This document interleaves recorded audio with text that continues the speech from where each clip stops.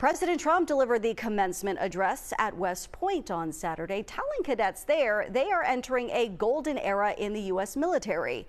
But it all comes amid major changes in Washington. CBS News correspondent Bradley Blackburn is live for us this morning to show us some of those changes. Bradley, good morning.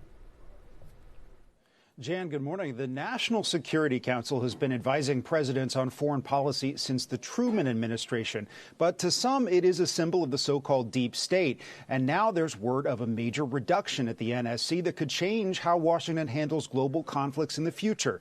We got the news as yesterday President Trump spoke to future warriors.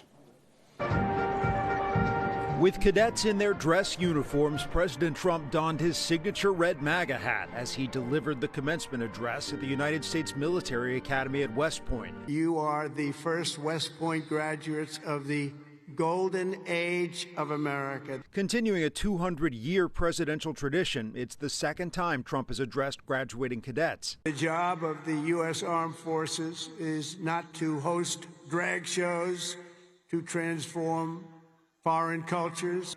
The military's job is to dominate any foe and annihilate any threat to America anywhere, anytime, and any place. As the class of 2025 celebrated, there was word in Washington about major changes at the White House. Secretary of State Marco Rubio announced a major reduction in the size of the National Security Council.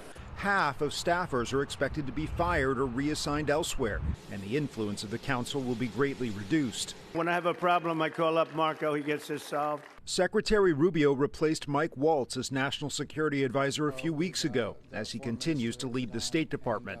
Overseas, American allies in Europe are bracing for new tariffs. Trump has announced a 50% levy on European imports set to begin by June 1st. We've been ripped off by every nation in the world on trade. The president is also threatening a 25% tariff on Apple devices like the iPhone, trying to push the tech giant to produce its products in the U.S.